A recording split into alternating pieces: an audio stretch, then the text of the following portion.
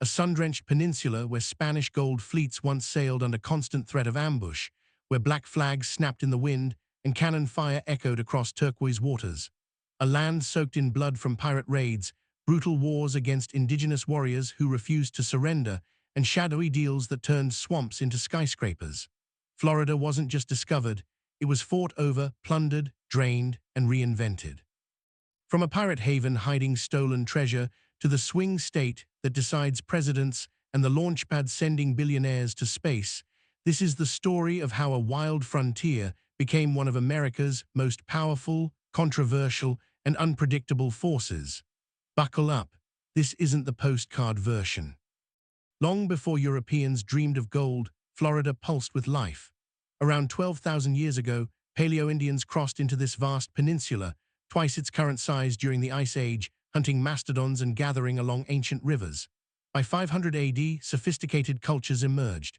The Timucua in the north, Apalachee in the Panhandle, Calusa in the south, master fishermen and mound builders who ruled with complex societies, trading shells and tools across vast networks. Then came 1513.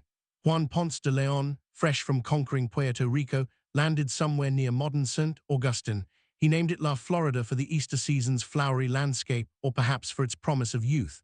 Legends spun tales of him hunting the fountain of youth, but his real mission was conquest and riches.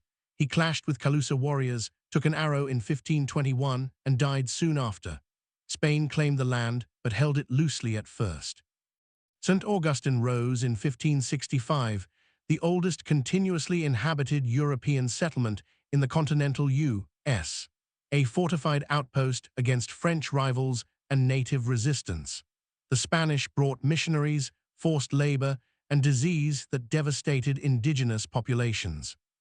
Runaway slaves from British colonies found refuge here, some forming alliances with the Seminole, originally Creek peoples who migrated south in the 1700s, blending with escaped Africans into a fierce, independent culture.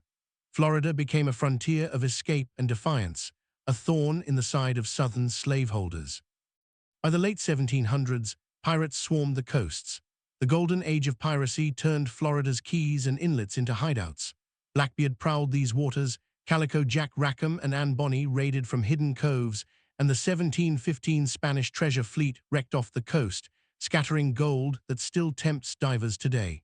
These weren't romantic rogues, they were ruthless opportunists preying on empire's wealth. Yet their chaos underscored Florida's wild edge, a place where law ended at the shoreline. The American Revolution barely touched Florida. Spain regained it from Britain in 1783, but the real pivot came in the early 1800s. American settlers eyed the territory hungrily. Runaway slaves finding sanctuary with the Seminole terrified Georgia and Alabama planters. Andrew Jackson invaded in 1818 during the First Seminole War, burning villages and seizing land. Spain, weakened, ceded Florida to the U.S. in 1819 via the Adams-Onis Treaty. Florida became a territory in 1821, with Tallahassee chosen as capital in 1824. Settlement exploded, plantations sprouted cotton and sugar, fueled by enslaved labor. But the Seminole refused removal. The Second Seminole War erupted in 1835, the longest, costliest Indian war in U.S. history. Osceola's warriors ambushed U.S. forces on Christmas Day 1835, sparking 7 years of guerrilla warfare. Black Seminoles fought alongside, turning it into a fight against slavery itself. General Jessup called it a Negro war, not an Indian war. Thousands died, most Seminole were forcibly removed west, but a remnant held out in the Everglades, unconquered to this day. Statehood arrived in 1845, paired with Iowa to balance slave and free states. Florida entered the Union as a slave state, its economy tied to cotton and human bondage. Yet the land remained untamed, swamps, storms, and resistance defined it. The Civil War hit Florida hard but differently. Seceding in 1861 as the third state out, it supplied beef, salt, and troops to the Confederacy, but Union forces seized key ports like Key West and Pensacola early. Battles like Olustee in 1864 were bloody, yet Florida avoided the worst devastation. Slavery ended with Union victory, Reconstruction brought black political gains, but Jim Crow laws swiftly crushed them. segregation, disenfranchisement, lynchings scarred the era. Post-war, Florida's dark side deepened with land grabs. The 1850 Swampland Act handed millions of acres to the state for reclamation. Developers like Hamilton Diston bought vast tracts cheap, promising paradise.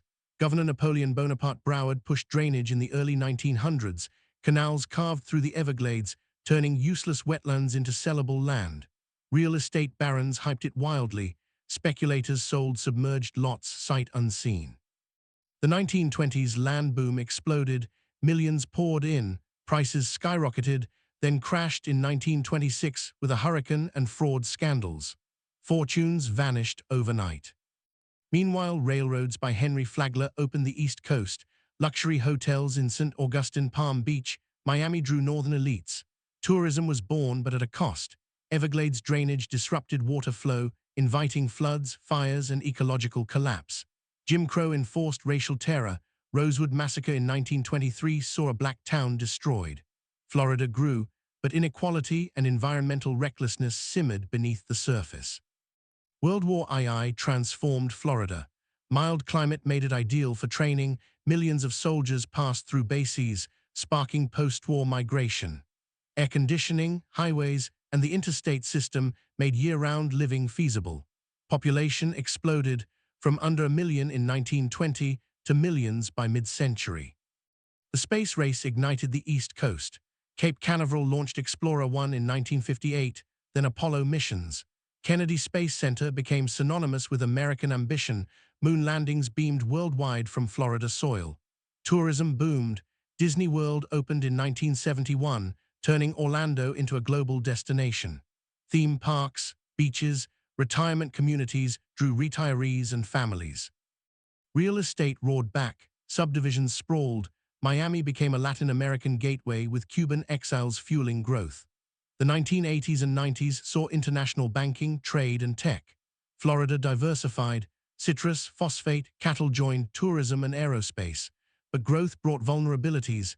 Hurricanes like Andrew in 1992 devastated South Florida, exposing shoddy building and insurance crises. Politically, Florida emerged as the ultimate battleground. The 2000 presidential election hung on 537 disputed votes, hanging chads, recounts, Supreme Court intervention. Bush v. Gore made Florida the decider of national power, a role it has reclaimed in tight races ever since. Today, Florida wields outsized influence. Third most populous state, its 22+ million residents span retirees in the villages to tech entrepreneurs in Miami to launch engineers on the Space Coast.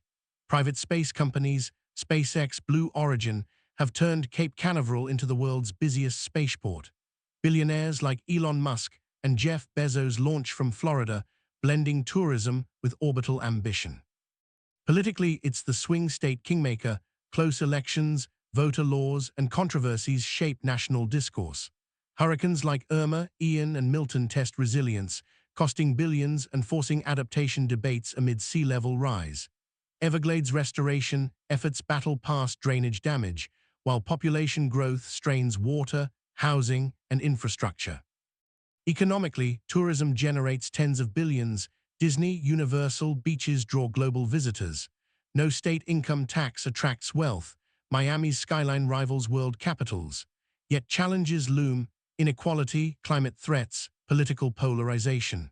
Florida's wild spirit endures, reinventing itself from pirate lair to innovation frontier.